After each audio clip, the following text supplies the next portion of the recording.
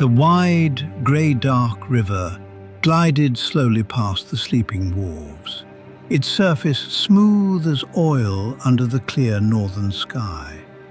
A thin thread of mist lay low along the water, drifting softly where the current turned against the timber piles, and the air above it smelled of wet stone and cool green earth, and the faint salt of the distant sea. On the high bank, the great fortress wall rose pale in the starlight, and a single lamp burned low on the parapet of the corner tower, its flame leaning and straightening in a breath of river air.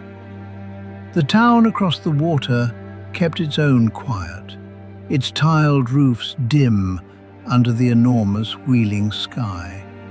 And between them, the river slid on without hurry, carrying the night toward the east where the stars were thickest. A mooring rope creaked once as a barge rocked softly at its rope, and the water lapped and lapped against the hull, the sound small and regular as a sleeper's breathing. The whole city breathed with it, the fortress and the colonia and the wide green country around them, resting together under the cool, damp dark. The day's warmth had gone gently out of the air, leaving the stones of the streets cool and faintly glistening where the last carts had rolled through at dusk. The shops along the colonnaded ways had drawn their shutters under the overhanging eaves, and the forum lay empty, its broad paved square catching the starlight in thin pools of dew. The market stalls stood folded and still, the smell of apples and northern grain and fresh hides fading into the river mist that gathered in the lower streets. A dog barked once, far off across the water, and another answered from the fortress side, and then the quiet returned, deeper than before. The timber bridge that joined the fortress to the town arched its dark back over the Ouse, and no footfall crossed it now. The wharves had fallen silent, the last bales of northern wool and the last jars of red pottery from the southern kilns stowed under their awnings. And the men who had hauled them had gone up into the town to warm rooms and banked fires. The night settled over everything like a soft woolen cloak, damp and kind, and the stars burned bright and unmoving in the vast clean dark above the river. The river Ouse ran wide and slow through the heart of the city, grey-dark and smooth, carrying the cool of the northern hills in its current. The timber wharves stretched out over the water on their piles, and the moored river barges lay at their ropes, their furled sails dark against the sky, each hull rocking softly with the pull of the tide. The smell of wet timber and river water and tar and hemp rope hung in the mist, rich and familiar, and somewhere a lantern swung on a moored deck, making a small golden ellipse on the black water. The bridge joined the two banks with a low murmur of timber, and the road of the river ran on beneath it, down through the dark water meadows toward the distant sea, carrying the city's corn and pottery and leather, and the grey pigs of lead from the northern hills out to the wide empire, and bringing back on the turning tide the wine and oil and bright goods of the southern world. A fish rose once in the deep water beyond the wharves, a soft plash that spread and faded, and the mist drifted along the surface low and white, following the river's slow curve as it had followed it every night since the city was young. On the high northeast bank, the great fortress of the Legion kept its long, straight streets in the dark.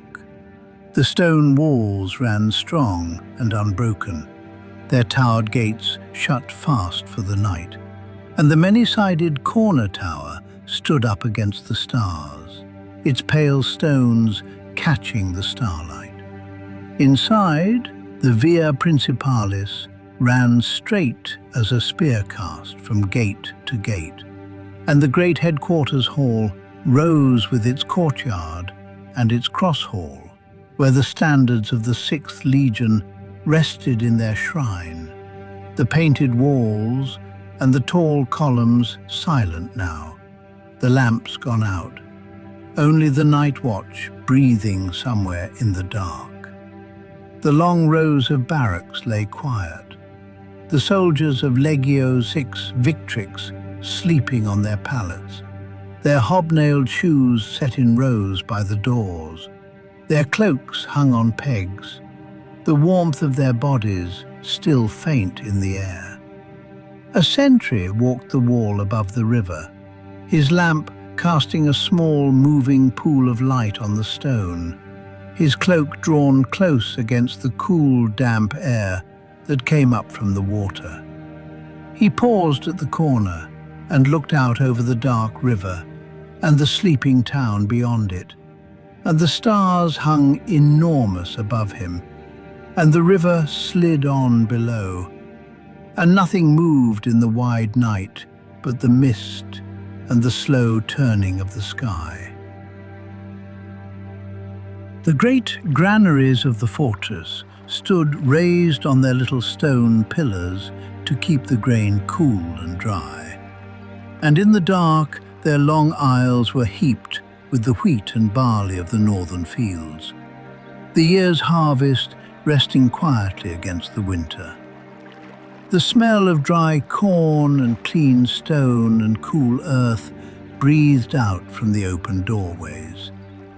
And somewhere in the dark, a mouse stirred and was still. The fortress baths lay nearby, the worn rooms that had steamed and echoed with voices by day, now gone dark and still. The water in the pools had cooled to the temperature of the night air, its surface barely trembling, and the last steam had long since faded into the river mist.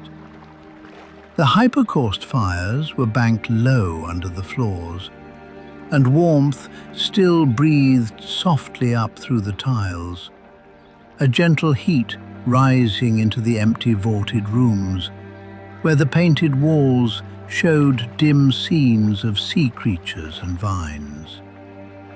A single lamp had been left burning in the apoditerium, its flame steady in the still air, and the light of it lay in a small gold circle on the mosaic floor, where the pattern of a dolphin swam among blue waves, frozen in its stone forever. The whole bathhouse sighed with cooling warmth, a living thing settling into sleep, and outside the river whispered against the wharves without ceasing. Across the bridge on the southwest bank, the walled civilian town kept its own soft darkness. The colonia lay within its walls, its streets of shops shuttered under their eaves, the forum empty and vast, the temples on their high platforms pale in the starlight, with their doors shut fast for the night. The fine houses stood back from the streets with their mosaic floors cool underfoot. Hunts and vines and the seasons worked in tiny coloured stones.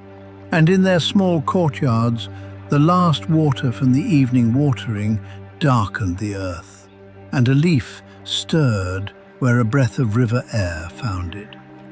Down at the water's edge, where the wharves of the town met the river, a little riverside shrine stood under a rough stone arch, and a lamp burned low before it, its clay bowl warm, the flame small and steady. An old woman in a woolen cloak bent there in the dark, trimming the wick with steady fingers, and she murmured something soft and half-remembered, a worn old murmur that drifted out over the water. The smell of incense hung there, a thread of sweet smoke rising straight up into the stars, and the river glided past without hurry, dark and deep, carrying the sound away toward the sea. She was the gentle goddess of the river, the quiet lady of the flowing water, felt rather than seen in the slow gliding of the dark Ouse past the sleeping wharves. Where the people of the city gave her a shape, she was a calm woman resting by the moving water, crowned with reeds and the small water flowers that grew in the shallows, pouring water softly from a vessel or leaning on an urn from which the river ran without end. She was mild and unhurried and deep, neither fierce nor sad. The very calm of the moving water made into a goddess, and she kept her watch in the dark river as she had kept it since the first timber wharf was driven into the mud. The people of the north had always kept the ladies of their waters. Another river far off in the green dales had its own quiet guardian, Verbea. A cold spring by the great wall had its watchful nymph, Coventina. And the hot spring at the southern spa town had its shining goddess, Sulis, wrapped in steam. But this city kept, dearest of all to it, the near and quiet goddess of its own river, the water that ran through the middle of its life. She was not high and distant like the great gods of Rome, not blazing like the guardian of the northern land herself, but close and kind, a motherly presence in the dark current. And the people of the wharves and the bridge and the waterfront knew her best, felt her in the lap of water against the piles and the soft rocking of the moored boats, and the cool, fresh taste of the river in their cups.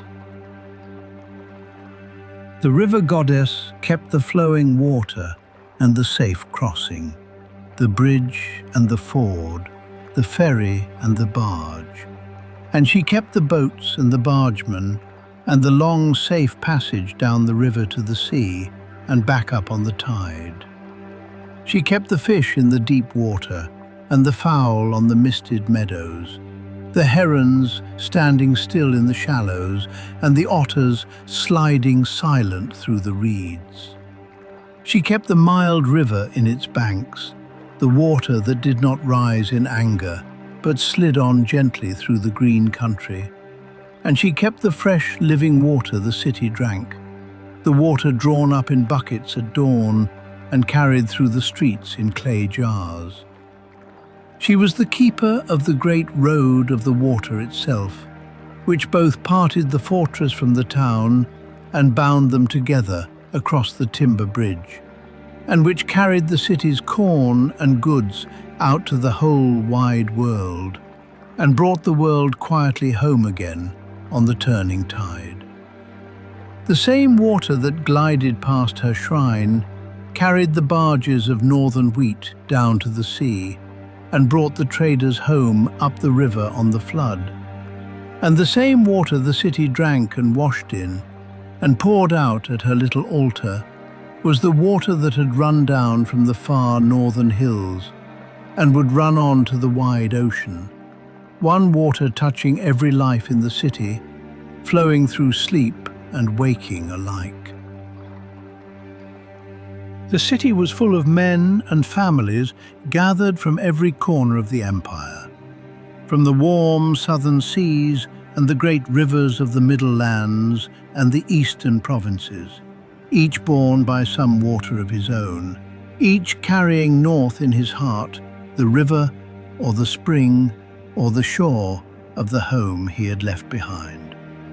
A soldier from the banks of the Rhine remembered the wide grey-green current of his childhood, and a trader from the Nile Delta carried the smell of brown floodwater and papyrus, and a smith from the Tigris knew the rush of snowmelt coming down from the high hills.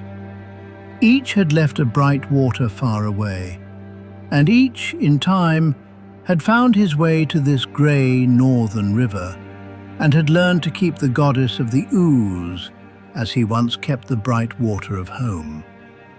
For the flowing water was everywhere the same gentle keeping under 100 names.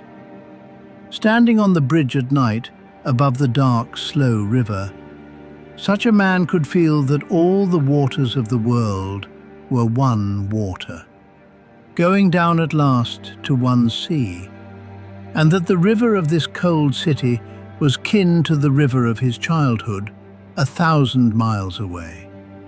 It was a warm thing, and a homesick thing, and a comforted thing, the far waters remembered and made near in this one slow current, and the thought of it rested in the heart like the sound of the river itself, soft and continuous, going on and on without end.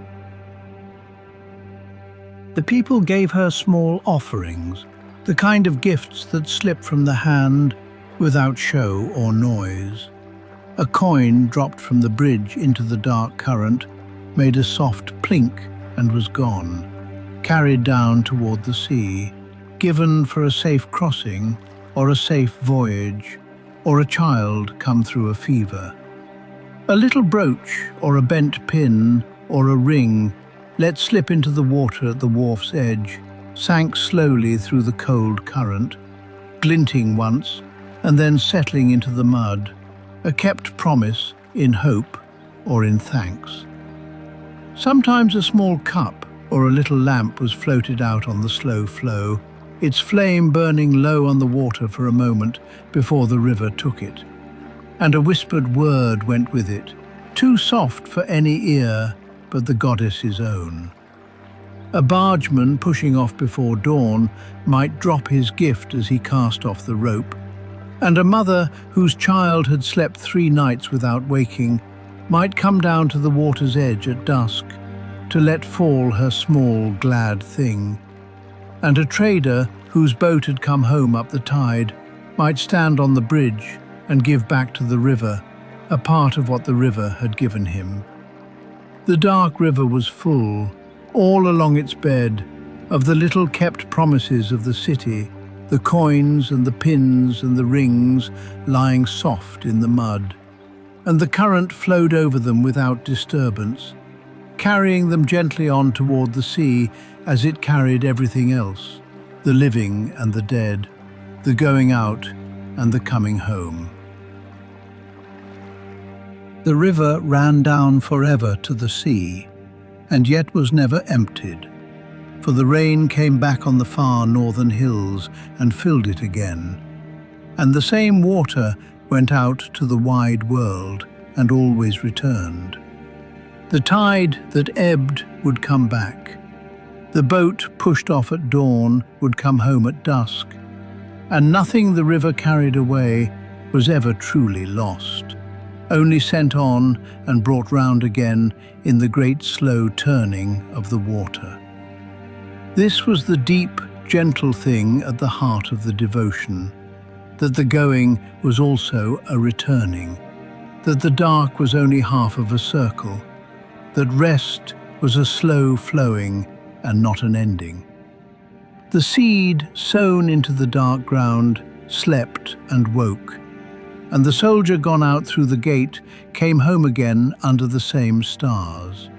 And every sleeper who lay down in the cool northern dark of this night would wake in the morning to the same river sliding past the wharves, the same mist lying low along the water, the same goddess keeping her mild watch in the current. It gave, to a mind lying down by the sound of quietly moving water, the same soft hope the flowing river gave, that life was a flowing that went down and came home again, as the water ran to the sea and returned as rain, and that everyone who lay down safe tonight lay down beside the quiet keeping of the river and under the wheeling, northern sky. The little shrine lamp by the water's edge burned low, its clay bowl warm against the cool night, and the incense had gone to a thread of sweet smoke that rose straight up and faded into the stars. A last coin let slip from the bridge glinted once in the starlight and sank into the dark, turning slowly as it fell, and the soft plink of it reached no ear but the river's own. The whole fortress and the town and the green river country lay safe under the goddess's quiet keeping and under the turning northern stars, the walls pale and strong, the streets glistening with dew, the river sliding on without hurry toward the distant sea. The barges rocked softly at their ropes, and the mist drifted along the water, and the smell of wet timber and cool earth and wood smoke hung in the damp air, kind and familiar. The city breathed in the dark, the legions sleeping in its barracks, the traders and the craftsmen and the families resting in their houses, and the river ran through the middle of it all, the gentle goddess in her dark current, keeping every crossing and every homecoming, every gift and every promise, every sleeper safe until morning. A sentry walked the fortress wall with his lamp, his coat drawn close against the cool river air, and his footsteps were soft and regular on the stone, going on and pausing and going on again. In the town across the water, a night watchman carried his lantern along the wet colonnaded street, the light swinging gently, and a dog barked once and was answered from the wharves. A bargeman paused on the bridge in the dark, his hand cold on the timber rail, and he dropped a small coin into the water below for the morning's voyage, and the river took it without a sound. In a back street near the Forum, a baker banked his oven for the morning bread, the last warmth breathing out from the dome, and the smell of it drifted through the shuttered streets. A mother sat up a while by a cradle in a warm room, her hand resting on the woven wool of the blanket, and the child breathed soft and even in the dark. On a moored barge, a bargeman slept on the deck under the stars, his cloak rolled under his head, and the boat rocked him with the tide. A servant trimmed a lamp before a dark house shrine, the flames steadying, and a cat curled on a warm hearthstone, its tail wrapped close, its eyes half closed in the dim light. A last lamp burned in an upper window over the river, and its reflection lay in a long gold thread on the black water, trembling and still. Beyond the walls, the wide water meadows stretched into the dark, soft and green, and the low wooded hills rose against the starlight, their leaves motionless in the still air. The quiet farms lay scattered through the green country, their cattle folded, their fires banked low, the corn sleeping in the northern fields under the cool, damp dark. The moors rose far off, pale and vast under the wheeling stars, and the many rivers of the north ran down through the dark land, each with its own gentle keeper, each sliding softly toward the sea. The great Ouse ran on through it all, the heart river of the city, carrying the night and the mist and the small offerings of the sleepers down toward the distant water. And the rain that had fed it on the far hills would come again, and the tide that carried it out would bring it home, and the green country would breathe quietly around the sleeping city until the dawn. The northern stars turned their slow wheel above everything, bright and enormous in the clear dark.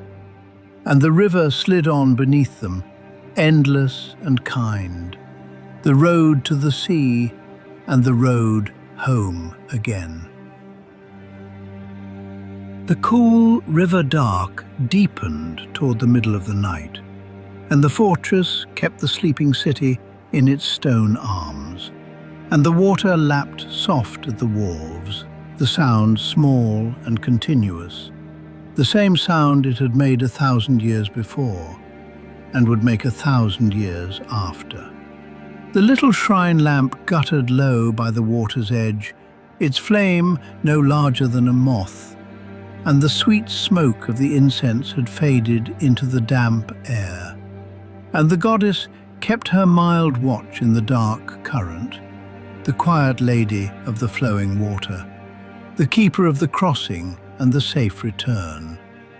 The river went quietly on to the sea and home again as rain, and the sleepers lay safe in the dark, the soldiers in their barracks, and the families in their houses, and the bargeman on his deck under the stars, each resting in the soft hope of the water that went out and came back, the tide that turned, the seed that slept and woke, the dark that was only half of a circle. The voice of the night sank lower, resting on the lap of water against the timber piles, on the drift of mist along the slow current, on the wheel of stars turning calm over the river and the town, and the wide green northern dark, sinking towards silence as the river ran on, gentle and unending, toward the sea and home again as rain.